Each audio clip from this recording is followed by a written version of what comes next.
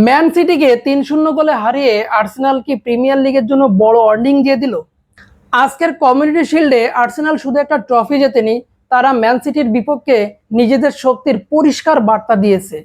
৩-০ গোলের এই জয়টা আর্সেনালের জন্য গুরুত্বপূর্ণ, কারণ পুরো ম্যাচ জুড়ে তাদের অ্যাটাকিং ইন্টেন্সিটি ও ডিফেন্সিভ অর্গানাইজেশন দুটোই ছিল চোখে পড়ার মতো। সবচেয়ে বড় বিষয় হলো, চাপের মুখে আর্সেনাল তাদের গেম প্ল্যান থেকে সরে যায়নি।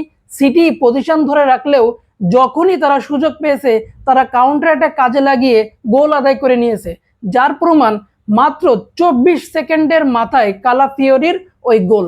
1-0 গোলের লিড। 28 মিনিটে কাই হাভার্টসের হেড থেকে দোন্নারুমার ভুলে বলটা জালে জড়ালো। 2-0 গোলের লিড।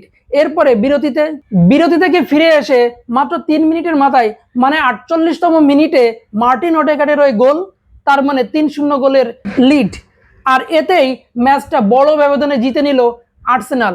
ম্যানচেস্টার সিটি অবশ্যই চেষ্টা করেছিল, তারা শট নিয়েছে মোট 12টা, আর্সেনাল নিয়েছে 9টা।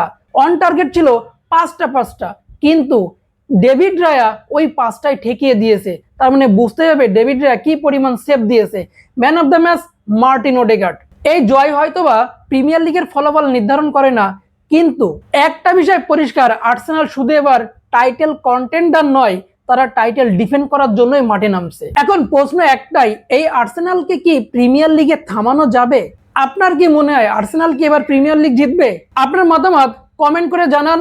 ভিডিওটি ভালো লাগলে লাইক, কমেন্ট, শেয়ার করতে ভুলবেন না। দেখা হবে পরবর্তী ভিডিওতে। আল্লাহ হাফেজ।